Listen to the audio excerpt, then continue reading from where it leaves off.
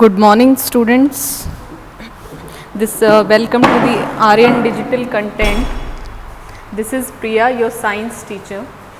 इस वीडियो में हम आपका चैप्टर नंबर 7 कवर करेंगे आपकी टेक्स्ट बुक का, जो कि है conservation of plants and animals. इस चैप्टर में हम पढ़ते हैं कि हम कैसे प्लांट्स और प्लांट स्पीशीज़ है, एनिमल स्पीशीज़ है, उन्हें कंजर्व करने के लिए कैसे वेरियस टेक्निक्स या वेरियस हैबिटेट्स हम क्रिएट करते हैं।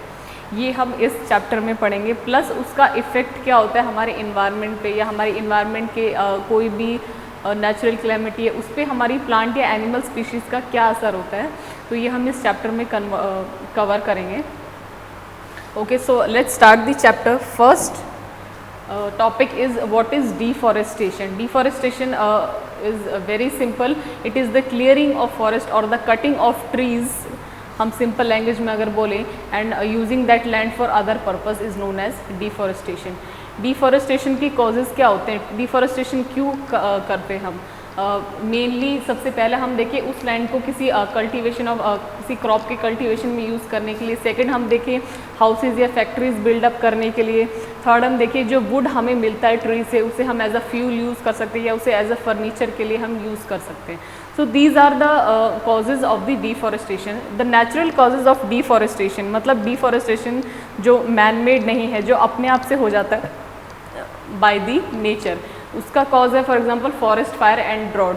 सूखा पड़ जाता है, उसकी वजह से भी जो वेजिटेशन है उसको बहुत ज़्यादा नुकसान होता है, या it can cause reduce the fertility of soil, so it reduce the plant growth. Forest fire की वजह से भी जो क्या है प्लांट जो अमाउंट ऑफ ट्रीज़ है वो या नंबर ऑफ ट्रीज़ है वो रिड्यूस हो जाता है। So these are the some causes of deforestation. The next is the consequences of deforestation. Deforestation करने के क्या कॉन्सिक्वेंसेज है, क्या रिजल्ट हैं या क्या इफ़ेक्ट्स हम कह सकते हैं हमारे इन्वायरमेंट के ऊपर पड़ता है। सबसे पहला हम देखिए increase in the temperature and the pollution level on the अर्थ। अगर ट्रीज़ अगर पेड़ हैं वो कम हो जाएंगे तो जिसकी वजह से क्या होगा, रेनफॉल नहीं होगी, जिसकी वजह से क्या होगा हमारी अर्थ का जो सरफेस टेम्परेचर है वो इंक्रीज़ हो जाएगा। प्लस जो CO2 है वो क्या है हमारे इन्वायरमेंट में एक्यूमुलेट होने लगेगी due to the less amount of trees and no photosynthesis. So क्या कार्बन डाइऑक्साइड का लेवल इंक्रीज़ होगा, जिसकी वजह से पॉल्यूशन लेवल भी इंक्रीज़ हो जाएगा। सेकंड है increase in the level of carbon dioxide. Carbon dioxide का लेवल जो है वो एटमॉस्फेयर में इंक्रीज़ होने की वजह से ग्लोबल वार्मिंग भी बढ़ जाएगी। Third is the lowering of the ground water level. जब सॉइल में वाटर को होल्ड करने के लिए ट्रीज़ नहीं होंगे तो क्या होगा, जो ग्राउंड वाटर का लेवल है वो डिक्रीज़ होता चला जाएगा। Next is it disturbs the balance in nature. जो हम नेचर में जो बैलेंस है जिसे हम इकोसिस्टम कहते हैं वो डिस्टर्ब हो जाएगा, क्योंकि प्लांट्स आपको पता है they are the main producers of the ecosystem. So it disturbs the balance in nature. Fifth point is the decrease in rainfall leading to drought. अगर ट्रीज़ नहीं होंगे तो वाटर साइकिल डिस्टर्ब हो जाएगी, इसकी वजह से रेनफॉल नहीं होगी and it leads to the drought condition. The sixth is the soil erosion. Due to the reduced amount of trees the upper layer of soil is removed, which is known as soil erosion, and decrease in the soil fertility, it leads to the desertification of the soil. Desertification इसे हम बाद में देखेंगे क्या होता है ये। Next point is decrease in the water holding capacity of the soil leading to flood. और सॉइल की वाटर होल्डिंग कैपेसिटी है वो डिक्रीज हो जाएगी, जिसकी वजह से क्या है जो पानी है वो सरफेस पे ज़्यादा आ जाएगा, जिसकी वजह से फ्लड कंडीशन भी आ सकती है। So these are some consequences of the deforestation. This is a very interesting topic which is conservation of plants and animals. तो इसे ध्यान से देखिए। Next is the drought condition. It is one of the consequence of the deforestation. When fewer trees would mean that less carbon dioxide will be used up, resulting in the increased amount of the carbon dioxide in the atmosphere. So this will lead to the global warming, as CO2 it traps the heat rays और the UV rays that is reflected by the earth। जो अर्थ UV rays जो reflect back कर देती है atmosphere में, उसे CO2 trap कर लेता है। सो इसका रिजल्ट क्या होता है, it leads to increase in the temperature on the earth, which disturbs the water cycle and may reduce the rainfall. This condition can lead to the drought. This is known as drought. Next is the desertification. Desertification is the process of the removal of the top layer of soil. It expose the top layer, आपको पता है it is the humus, ठीक है, और we can say that the O horizon is the top layer of the soil. When the top layer is removed, it exposes the hard and rocky lower layers, which is the bedrock or the B horizon or the subsoil layer, which have very less humus and air. As these layers are very less fertile, they have low fertility rate, so the soil becomes like desert, so that there no plant growth is enhanced in this region. This condition is known as desertification. Next is the conservation of forest and wildlife. How can we conserve our forest and wildlife? There are many such ways that are launched by our government to conserve our forest and wildlife. So they can be conserved by setting up areas like biosphere reserves, wildlife sanctuaries, national parks, etc. We can explain them one by one. First is biosphere reserve. Biosphere reserve, they are the large areas which of the protected land. Protected land means they have protected for the they are protected from the any external disturbance, and they have the biodiversity, large number of biodiversity, and the traditional life of the tribals living there. These areas are known as the biosphere reserves. National parks, they are the parks or they are the areas reserved for the wildlife animals, where they can freely use the habitat and their natural resources, and there is no one to disturb them. The third is wildlife sanctuaries. They are the areas where animals are protected from any external disturbance of the environment to them or their habitat. तो आपने देखा है कि ये जो तीन methods है, biosphere reserve है, नेशनल पार्क्स है, वाइल्ड लाइफ सेंचुरीज, इसमें कोई ह्यूमन एक्टिविटी का इन्फ्लुएंस नहीं है, ताकि जो एनिमल्स है जिन्हें हम कंजर्व करें वो फ्रीली अपना हैबिटेट यूज़ कर सके और वहाँ पे अवेलेबल जो नेचुरल रिसोर्सेज है उन्हें यूज़ कर सकें. So these are the various methods to conserve our forest and wildlife. Next, first is the biosphere reserve. Biosphere reserve, they are the large areas of protected land. ठीक है, for the conservation of biodiversity. Biodiversity हम देखते हैं क्या है, and the traditional life of the tribals living there. जो tribals उस local area में रहते हैं उनकी life को preserve करने की, और जो wild life है हमारी, biodiversity है, plants की, animals की, उसे conserve करने के लिए हम biosphere reserves को build up करते हैं. बायोडाइवर्सिटी का मतलब होता है जो वैरायटी ऑफ है, जितनी भी वैरायटी या प्लांट्स और एनिमल स्पीशीज़ या माइक्रो ऑर्गेनिज्म स्पीशीज़ की एक पर्टिकुलर एरिया में मिलती है, उसे हम कहते हैं बायोडाइवर्सिटी. ठीक है, जैसा कि आपको पता है कि इक्वेटर के पास जो ट्रॉपिकल एरिया है वहाँ पे सबसे ज़्यादा बायोडाइवर्सिटी पाई जाती है because of the undisturbed environment for several of years. इसका एग्जाम्पल है बायोडाइवर्सिटी बायोस्फीयर रिजर्व का, the Pachmarhi biosphere reserve. It consist of a national park called Satpura and it consists of two wildlife sanctuaries called the Bori and Pachmarhi. Next is the flora and fauna. What is flora? Flora, they are the plant species found in a particular area, and fauna, they are the animal species found in a particular area. तो किसी भी particular area की animal species या plant species को हम flora या फोना से डिनोट करते हैं. इसका एग्जाम्पल है the flora of Pachmarhi consist of sal, teak, wild mango, jamun, silver ferns etcetera. And the fauna of this area, it consists of wild dog, cheetah, a wolf, leopard, blue bull, barking deer, etc. These are the flora and these are the fauna of this area. The endemic species. Endemic species अगर एक word पे हम describe करें इसे, endemic species are the local species. ठीक है, आपको पता है कोई एक particular species है, ठीक है, अगर लोकल स्पीशीज़ है इसका मतलब होता है कि वो उसी जगह पाई जाती है, उसके अलावा वो कहीं और नहीं मिलती. तो एंडेमिक स्पीशीज़ वही होती हैं, they are two species of plants and animals, they are found only in a particular area and they are not found anywhere else. इसका एग्जाम्पल है sal and wild mango. They are the local species और the local flora of the Pachmarhi district. ठीक है, ये सिर्फ उसी जगह पे पाई जाती है और कहीं नहीं पाई जाती. इसका एग्जाम्पल है bison, Indian giant squirrel and flying squirrel. They are the endemic flora of this area, जो कि सिर्फ इसी जगह पे पाई जाती है. दे आर द एंडेमिक और the local species which are found only in this region. Wildlife sanctuaries, wildlife sanctuaries are areas where animals are protected from any environmental disturbance or the human disturbance to them or their habitat. The killing in wildlife sanctuaries, the killing and capturing of animals is strictly prohibited. So this is the one method of conserving our wildlife. The next is national park. National park, they are the areas which are reserved for the wildlife animals, where they can freely use the habitat and they can freely use the available natural resources to them. Example है इसका Satpura national park which is the first reserve forest in India. National park में आपको पता है कि national park है या कोई भी वाइल्ड लाइफ सेंचुरी या बायोस्फीयर रिजर्व है, इसमें कोई भी ह्यूमन इंटरफेरेंस नहीं होता.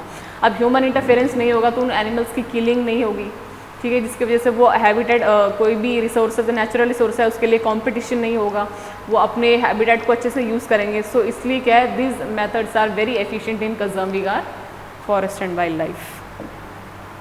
Next is the red data book. Red data book is the book provides it is the red data book it is the book which provides the information about the all the endangered animal species and the plant species in our environment. आप इसमें example देख सकते हैं, जैसे कुछ books के example दिए हैं. These are the red data books, IUCN plant red data book. This book provides a central information source in organizing, studying and monitoring programs on rare and endangered species and their habitats. It is regularly consulted when developing and implementing special measures for the protection and rehabilitation of such species.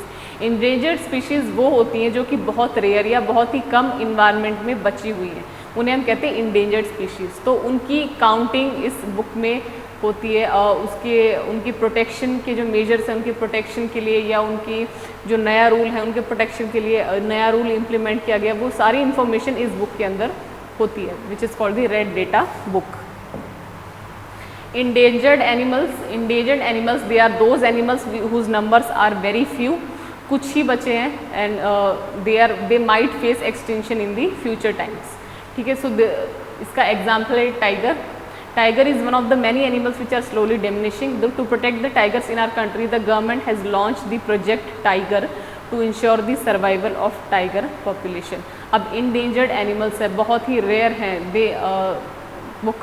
वो extinct होने वाले हैं, तो उन्हें preserve करने के लिए government ने, जिसका एग्जाम्पल है टाइगर, तो टाइगर को प्रोटेक्ट करने के लिए गवर्नमेंट ने एक प्रोजेक्ट टाइगर लॉन्च किया था.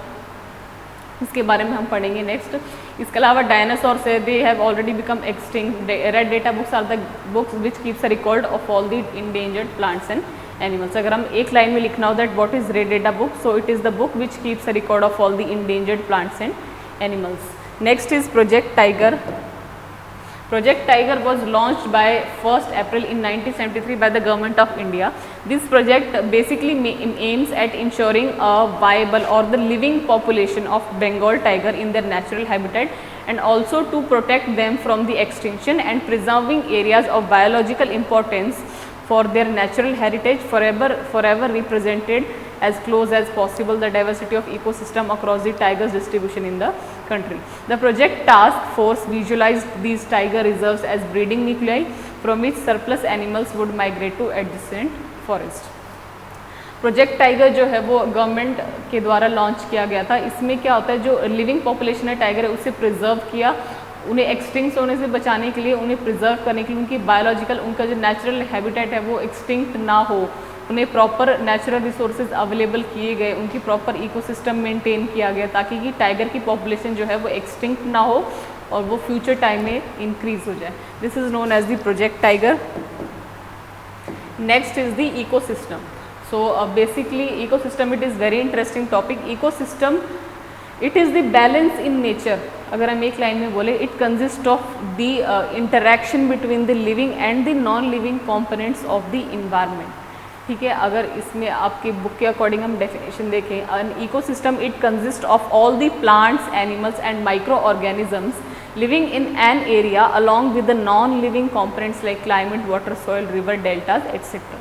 ये लिविंग और नॉन लिविंग कॉम्पोनेंट का इंटरेक्शन है. इसका हम एग्जाम्पल देखिए, फोटोसिंथेसिस. फोटोसिंथेसिस कौन परफॉर्म करते हैं? प्लांट करते हैं. Plant is a living material. लेकिन फोटोसिंथेसिस में food chemical energy, light energy को केमिकल एनर्जी में कन्वर्ट करने के लिए वो नॉन लिविंग कंपोनेंट यूज़ करते हैं. फॉर एग्जांपल लाइट है, कार्बन डाइऑक्साइड है, water, they are the non living component. So ये क्या है? ये इंटरेक्शन है एक लिविंग और नॉन लिविंग का. This is known as ecosystem. So ecosystem का बैलेंस हमारे इन्वायरमेंट में बहुत ज़रूरी है to ensure the proper usages of the natural resources. Next is the migration. Migration, it is the movement of animals, or mainly migration is for the birds. It is the movement of the animals from its own habitat to the other habitat for a particular time or period every year due to climatic changes or for breeding. Birds which fly very long distance to reach another land are called migratory birds. Migration का मतलब होता है, जैसे adaptation में मैंने आपने पढ़ा होगा कि अडेप्टेशन क्या होता है कि एक्सटर्नल इन्वायरमेंट के अकॉर्डिंग अपने आप को मॉडिफाई कर लेना, it is known as adaptation. Behavioural adaptation में आता है माइग्रेशन. ठीक है, अब माइग्रेशन में क्या होता है, कुछ बर्ड्स जब अब नॉर्मली जो बर्ड्स होती हैं उन्हें वार्म क्लाइमेट में रहने की आदत होती है. ठीक है, जब किसी पर्टिकुलर एरिया का जो उनके लिए अनफिट हो जाता है, किसी पर्टिकुलर एरिया का टेम्परेचर है या कोई भी वेदर है उनके लिए अनफिट हो जाता है, तो वो क्या है, दूसरी प्लेस पे माइग्रेट कर जाती हैं. ठीक है, this process is known as migration. इसका एग्जांपल है साइबेरियन क्रेन जो बर्ड्स हैं. ठीक है, वो बहुत ही लॉन्ग डिस्टेंस कवर करती हैं ताकि वो एक प्लेस से दूसरी जगह जा सके. इसके दो ही रीजन सकते हैं, या तो adaptation due to the climatic changes और फॉर दी ब्रीडिंग, या फिर वो ब्रीडिंग के लिए माइग्रेट करती हैं. Next is the recycling of paper. Recycling of paper is very important. About 17 full grown trees are required to produce 1 ton of paper. ठीक है, तो आपको पता है हम ट्रीज़ अगर हम पेपर का रिसाइकलिंग नहीं करें, ठीक है, अगर हम ट्री से पेपर बना लेंगे तो बहुत ही जल्द हमारी ट्रीज़ जो है वो एक्सटिंक्ट होने लग जाएंगे, हमारी जो प्लांट स्पीशीज़ हैं. So paper can be recycled about 5 to 7 times for use. उन्हें 5 से 7 बार तक हम रिसाइकिल कर सकते हैं. We should save paper, reuse paper and recycle paper to save not only trees but also to save the energy, water and chemicals which are used in the paper industries to recycle the paper. Next is the reforestation. Reforestation is the very important process as it can overcome the consequences of the deforestation. So reforestation is the restocking or the replanting of the destroyed forest by planting new trees. ठीक है, जो forest fire से या drought से या किसी human activity से destroyed हो गए हैं, वहाँ पे नए ट्रीज़ प्लांट करना, इस प्रोसेस को हम कहते हैं reforestation. We should plant at least as many trees as we cut. We have already caused a lot of damage to our forest. So if we have to regain our green wealth, reforestation is the only option which can recover our environment. So reforestation is the very important process. We should plant at least 1 tree in our life. So this is your chapter number 7, which is conservation of plants and animals. If you have any doubt, you can call me. Thank you.